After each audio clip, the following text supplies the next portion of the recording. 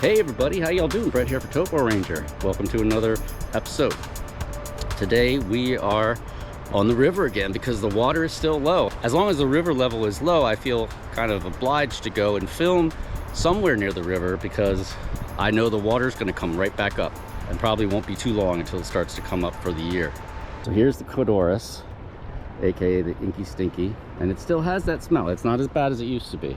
And it's flowing right out here and debouching right into the river. And there are riffles here. I think these might be the chestnut riffles. That's Dolomite Island right there.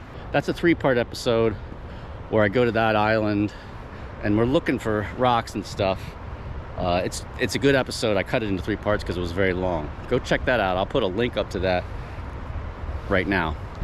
But you can really hear the riffles there. You hear that?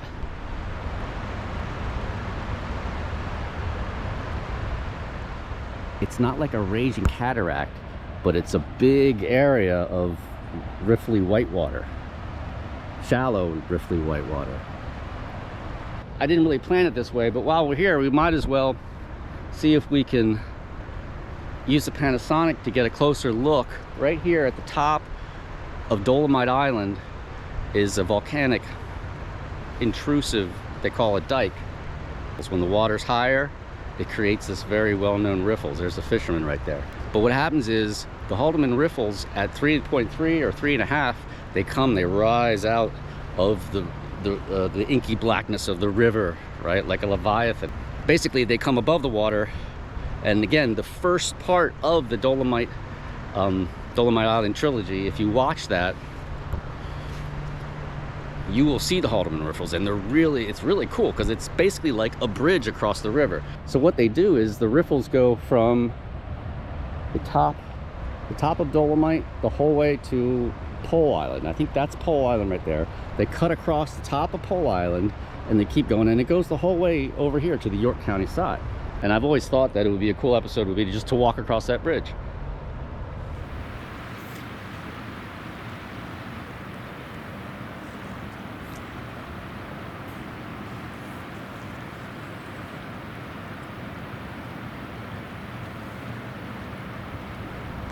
We moved down the beach about 100 feet. I set up the tripod right there. I think if we shoot in this direction, we should be able to see the riffles. Although I'm not sure because the actual Lancaster coast and the coast of Dolomite Island, they kind of blend in to the point where I'm not sure where the island ends, but I can see the white cliffs. So let's zoom in on this area right here. So there they are right there. To the left is Pole Island, P-O-L-E. There we go. That's about as close as I can get in terms of focus, being able to focus, but not getting the picture too grainy. I think that is the top of Dolomite Island. And you see that kind of brownish thing in the water there? I think that's the diabase, and that's the bridge. Follow it. There's a gap there. It should pick up again. There it is. You see it right there? I'll point it out on the edit. And then it runs, still running. There's the white cliffs, and then boom.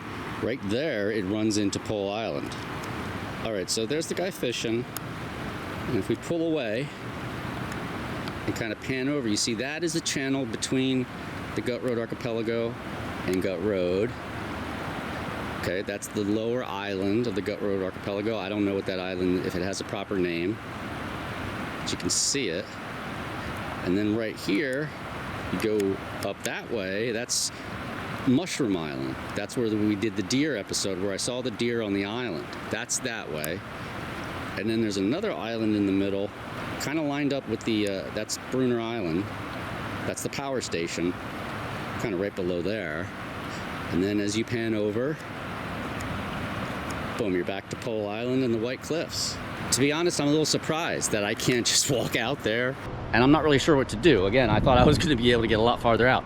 But since the water is low, the outcrops are outcropping above the water pretty far out. I'd say almost to the middle, maybe the middle of the river. So the question is, if we go down there, how far out can we get on the outcrop safely? I think that's going to be the focus of the rest of this episode, all right? So let's go hit it.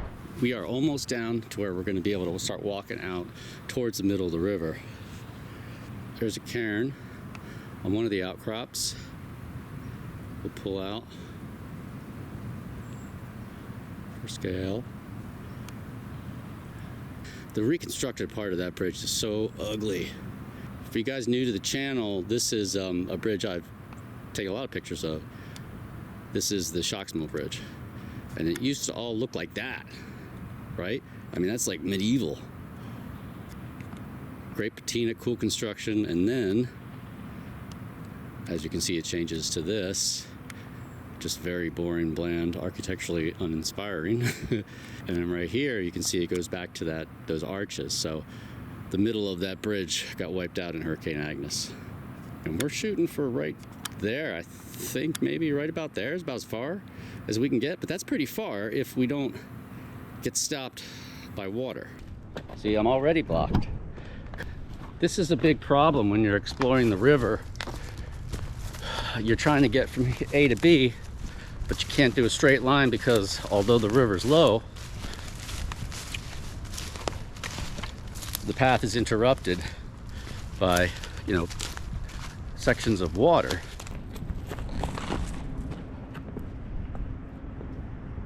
Some type of wood structure.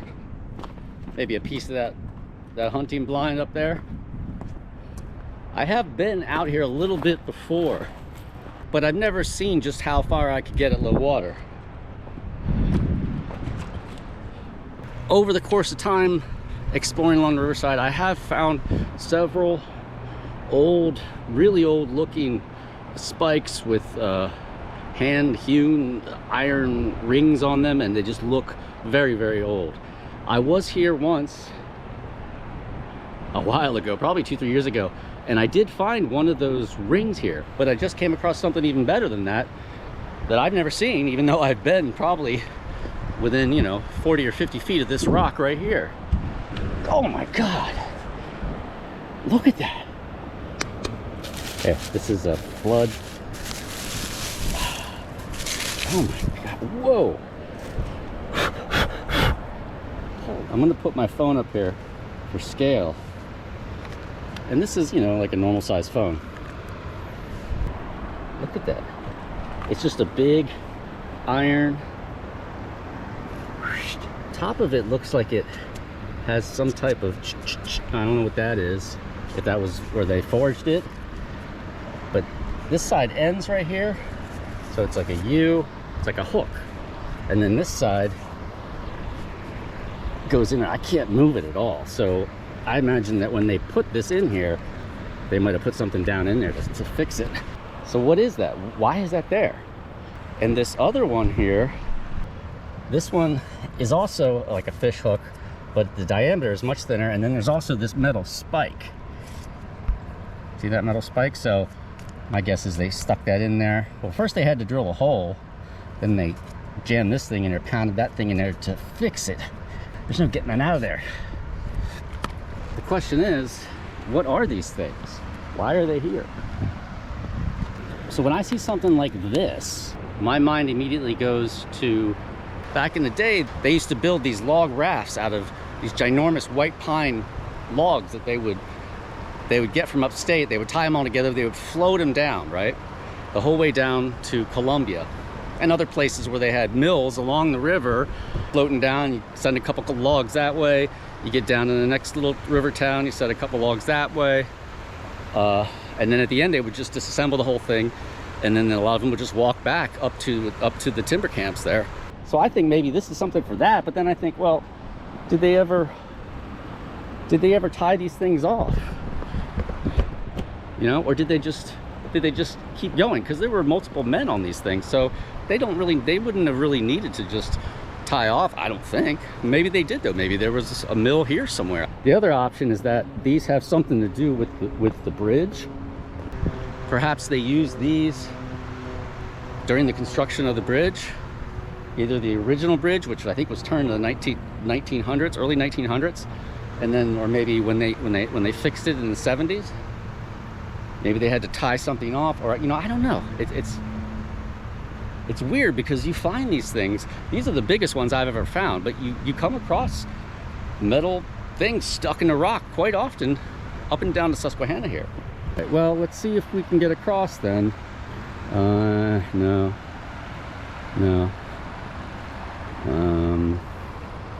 I can get there. Right there, I don't know. If I can get across that spot right there, we should be able to get to that spot. Let's go try.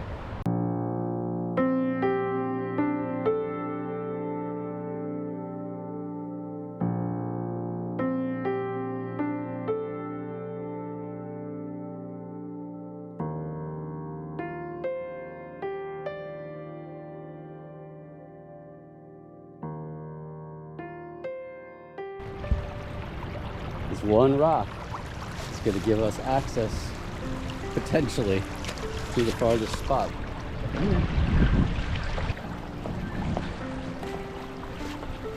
I don't know if it'll be the same going the other way, but that wasn't hard. Whoa. And some of these fill-light edges can get pretty sharp. I don't want to put my tripod and Panasonic away because I want to have it at the ready, you know? I don't want to take it in, take it out, take it in, take it out. But then I do have to carry it like this, which sometimes throws my balance off.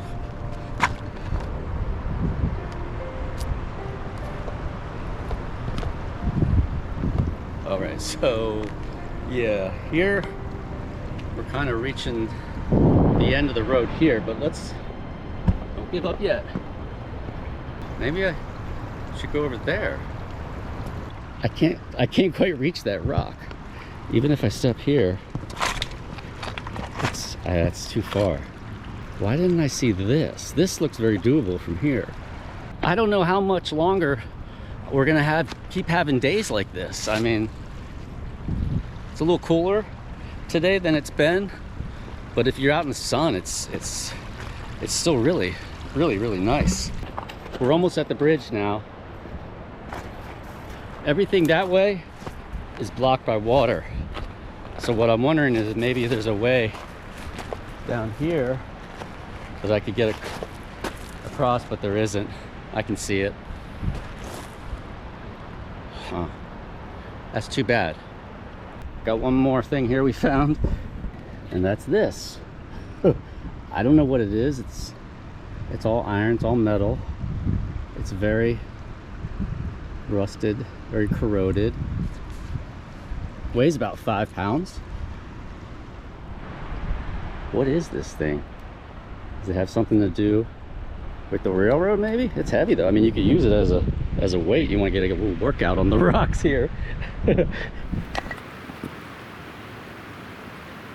While we're here, we might as well get some shots looking downriver underneath the bridge when the water is low, down towards the Riverfront Park. And I can see the outcrops from Riverfront Park from here. See all those outcrops right there? That's the end of the outcrop that goes across to Riverside Park, and that's where the ferry used to be. And that's all for today. If you had a good time, make sure you hit subscribe, ring that bell, follow me on all the platforms, and also share me on all the socials if you can. That will help my channel grow, all right? I had a good time. Hope you did too. This is Brett for TopoRanger, and I'll see you next time.